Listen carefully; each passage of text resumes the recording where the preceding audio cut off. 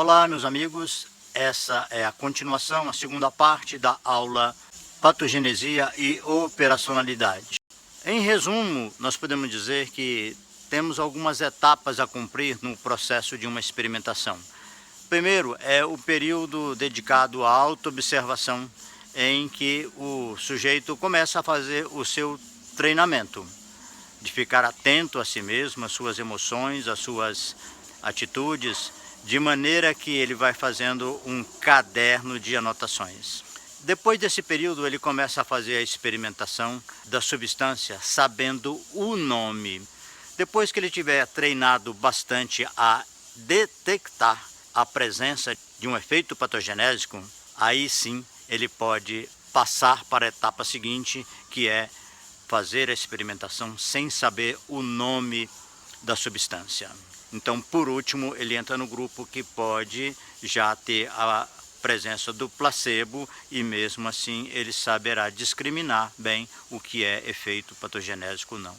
Então, esse treinamento é fundamental, porque desmistifica muita coisa da patogenesia e o experimentador vai ficando com um senso aguçado para detectar o que são mudanças provenientes da substância e o que são frutos da sua própria vivência, que ela não para. É importante que a gente entenda que a vida do sujeito continua. Depois dessa operacionalidade, que já ficou claro que não se deve abrir um leque como se tudo fosse material da experimentação. A outra coisa é excluir os antecedentes e os desdobramentos, conforme eu já mencionei. A gente não precisa se referir como era o experimentador antes, porque isso já está implícito. Só é colocado como material patogenésico aquilo que é totalmente inédito. E segunda coisa também é evitar os comentários do experimentador, os desdobramentos de como foi que aquilo repercutiu na vida dele, como é que ele se sentiu e quais as consequências, implicações que teve a partir daquilo, isso também não interessa.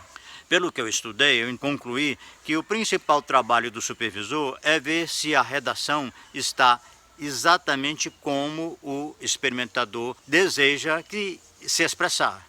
Se nós fizermos uma redação enxuta, clara, estamos contribuindo muito para evitar as distorções e os acréscimos que não contribuem em nada para a literatura homeopática e, consequentemente, não contribuem para a prática, o que é mais importante. A nossa concepção hoje de experimentação no homem sadio já deixou para trás há algum tempo essa compreensão de que a substância provoca uma doença no experimentador e depois cura no doente, porque a patogenesia varia muito.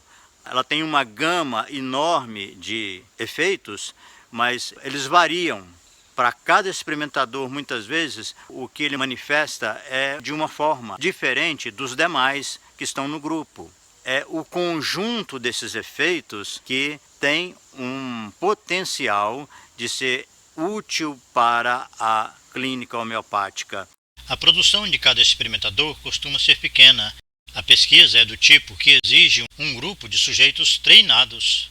Desde que a gente, primeiro, estude isso com um método que dê consistência, que dê a sensação de que aquilo realmente forma um todo. E aí a dialética, como método científico, entra como um recurso realmente muito interessante, porque nós vamos ver que dividindo os dados de uma substância em dois polos que se opõem mutuamente, você tem uma chance muito grande de ver quais são os efeitos patogenésicos autênticos que têm uma grande chance de pertencerem a este conjunto e quais os que são duvidosos e, em muitos casos, é recomendável que eles sejam excluídos desse levantamento feito da substância.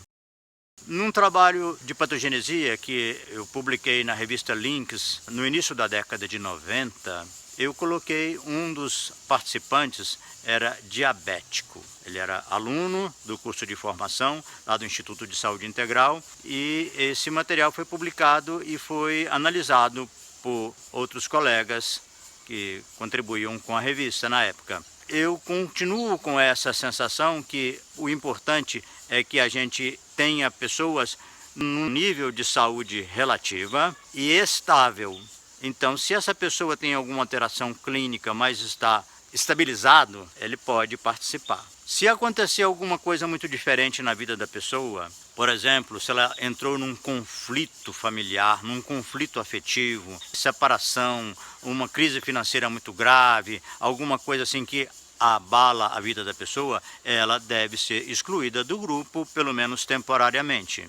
E se ela tem uma descompensação da sua enfermidade também, ela tem que ser excluída temporariamente. Mas, de preferência, o que importa é que as pessoas estejam num estado de saúde relativo, estável e que essa condição permaneça sempre sob controle. É indispensável termos um entendimento claro do que é patogenesia, dos efeitos comuns que são utilizados tanto pela medicina convencional como pela própria homeopatia, dos efeitos peculiares, da possibilidade de juntar isso tudo. Espera-se que esse estudo de matéria médica mostre qual é a relação entre os efeitos peculiares e os efeitos comuns, porque eles fazem parte de um mesmo conjunto e é importante que haja uma noção clara de como os peculiares tendem a explicar os comuns e vice-versa. A diferença entre a homeopatia e a medicina convencional é uma diferença de amplitude de efeitos. Nós vamos retomar esse assunto no capítulo A Terapêutica, onde vamos detalhar todos os efeitos e ver como que isso fica mais complexo ainda quando você pensa que esse sujeito tem uma trajetória de vida, tem uma capacidade de aproveitamento dessa medicação que é individual. E daí nós vamos entender por que acontecem os resultados de forma tão variada como surge na nossa experiência clínica. É isso, obrigado, até a próxima e vamos continuar com Arsenicum album. Até mais.